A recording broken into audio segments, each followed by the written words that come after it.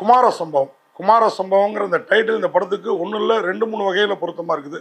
ஒன்று, ஹீரோட கேரக்டர் பேர் இதில் குமரன் அப்படின்னாலும் ஹீரோட ஒரிஜினல் பேரும் குமரன் தான். இவர் தான் பாண்டியன் ஸ்டோர்ஸில் 2வது மகனாக அந்த அப்பாவுக்கு நடித்து விஜய் டிவியில் பெரும் புகழடைந்தவர். அது இல்லாமல் டான்ஸு, பாட்டு, ஆட்டம்னு இவர் விஜய் டிவியில் ரொம்ப ஃபேமஸாக வளம் வந்தவர்.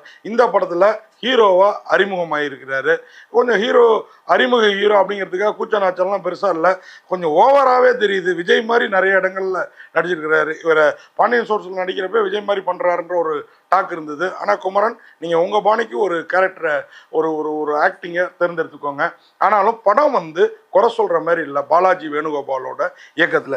ஏன் சொல்கிறேன், எப்படி சொல்கிறேன் அப்படின்னு கேட்டிங்கன்னா, இந்த படத்தோட கதைக்களம் அவ்வளோ பிரமாதமாக இருக்குங்க.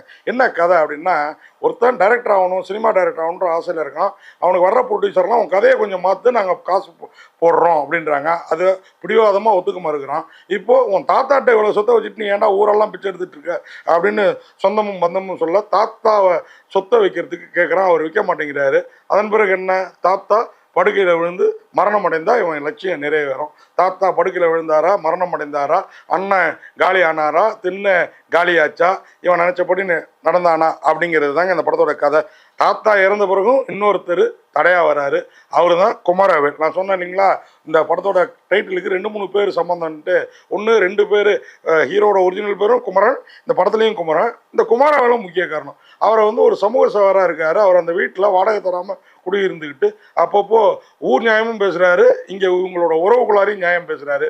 வீடே அவரை கொண்டாட இவர் ஒரு சிறந்த நடிகர். அதுவும் காமெடி, வில்லத்தனெல்லாம் வேறு லெவலில் பண்ணுவார். ஆனால் இந்த படத்தில் சின்னதாக ஒரு கெஸ்ட் ரோல் மட்டும் பண்ணிவிட்டு பாலாஜி வேணுகோபால் மற்றவங்கள பிரமாதமாக, ஈராஜாமனோட மியூசிக்கில் இன்னும் பிரமாதமாக இருக்குது. அதேமாதிரி ஒளிப்பதிவு, எடிட்டிங் எதுவுமே குறை சொல்ல முடியாது.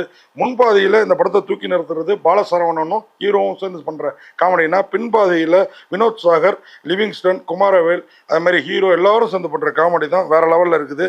ஜிஎம் குமார் தான் இதில் தாத்தாவாக நடிச்சிருக்கிறாரு. வேறு லெவலில் ஒரு படத்தை உருவாக்க நினைத்து முன்பாதையை விட பின்பாதையில் மெய்யாலுமே வேற லெவலில் படத்தை கொடுத்துருக்கிறாரு இயக்குனர் பாலாஜி வேணுகோபால்.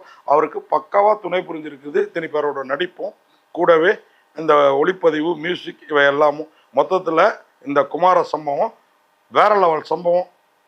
நிச்சயமாக உங்களை வெறுப்பேற்றாத சம்பவம் அப்படின்னு சொல்லி, இந்த தரமான சம்பவத்துக்கு ரசிகர்களும் ஆதரவு தரணும்னு சொல்லி விடைபெறேன். நன்றி, வணக்கம்.